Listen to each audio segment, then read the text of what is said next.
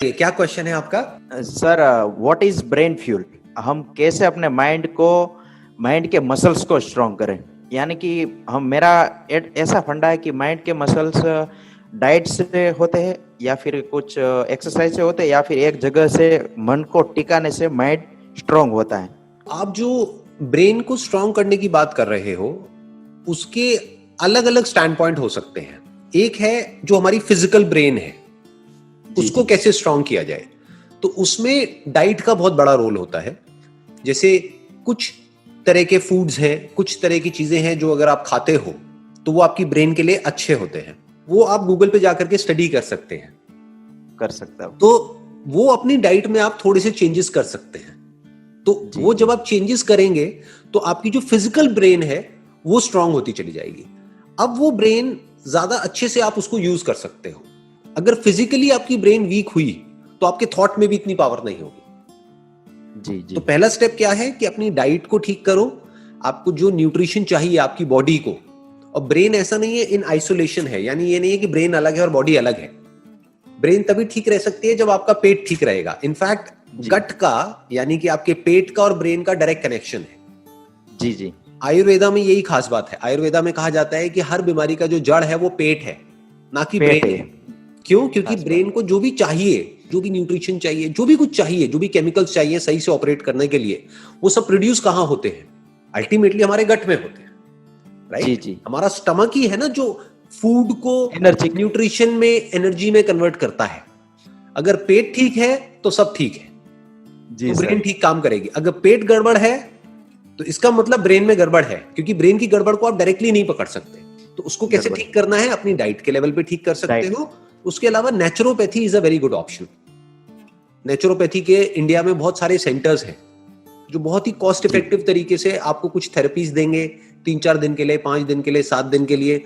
उसमें आप better feel करने लग जाओगे। जी। तो नंबर 1 वो है कि स्टमक की क्लीनिंग प्रॉपर होनी चाहिए ताकि हमारी ब्रेन प्रॉपर काम करे। अब जो दूसरा एस्पेक्ट है वो है कि हमारी थॉट की पावर कैसे स्ट्रांग हो, कि हमारी जो थिंकिंग पावर है वो कैसे स्ट्रांग हो। तो वो स्ट्रांग होती है रेपिटेशन से।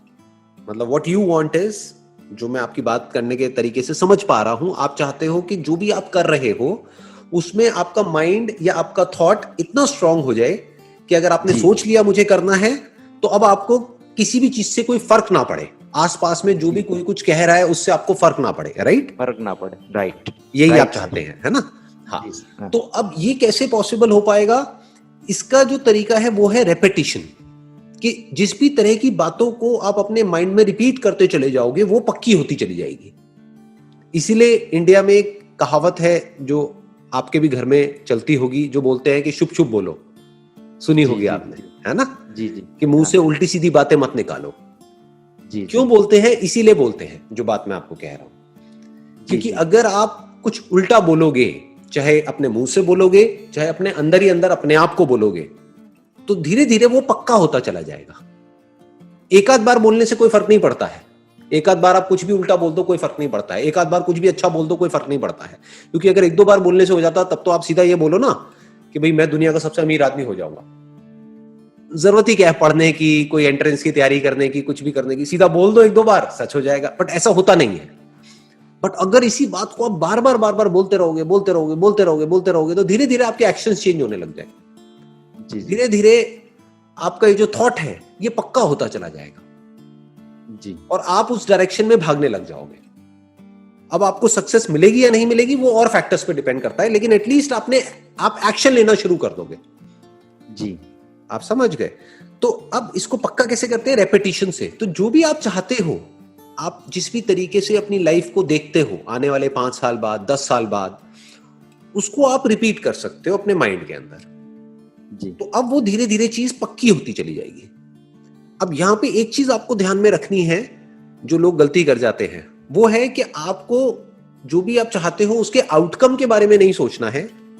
ये नहीं सोचना है कि जो होगा, क्योंकि वो आपके हाथ में नहीं है, राइट? ये नहीं बैठ करके इमेजिन करना है कि मेरा ये एंट्रेंस है वो क्रैक हो जाएगा। क्योंकि अगर आप इमेजिन करते गए तो उसमें प्रॉब्लम क्या है कि अगर 1% नहीं हुआ आपका तो आप अंदर से पूरी तरह से टूट जाओगे, राइट? जी, टूट जाए। तो अब अगर सोचना है तो क्या सोचना है? बैठ करके अपने किस थॉट को पक्का करना है कि मेरी तैयारी पूरी है, अब होगा नहीं होगा वो मेरे हाथ में नहीं है, तो अपने आप को क्या बोलना है बार बार कि मेरी तैयारी कमाल की चल रही है, मेरी प्रिपरेशन अच्छी हो रही है, इसको तैयारी को करने के लिए जितनी भी बुक्स पढ़नी चाहिए वो सब मैंने पढ़ ली है, जो भी सिलेबस कंप्लीट करना है वो सब मैंने कर लिया है, मेरी तरफ से कोई कसर नहीं है। अब होना ना होना वो तेरे हाथ में है। अब वो तेरे हाथ में कौन? वो भगवान हो सकता है, भगवान, कोई भी जिसको भी आप मानते हैं, राइट, वो तेरे हाथ में है।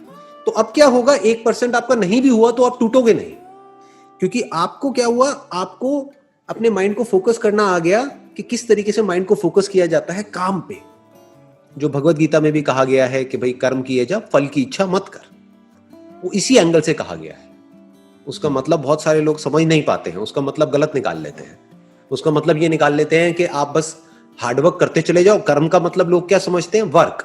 वर्क का मतलब क्या समझते हैं? सिर्फ वर्क मतलब वो जो हम काम कर रहे हैं अपने हाथ पैरों से। कर्म बेसिकली जो है वो थॉट के लेवल पे करने की बात करी जा रही है। कर्म पहले अंदर होता है, बाद में बाहर होता है। तो अंदर जो आप कर्म कर रहे हो वो सही करो जी, उस पे फोकस करो, तो धीरे धीरे जो फल है वो तो आना ही आना है।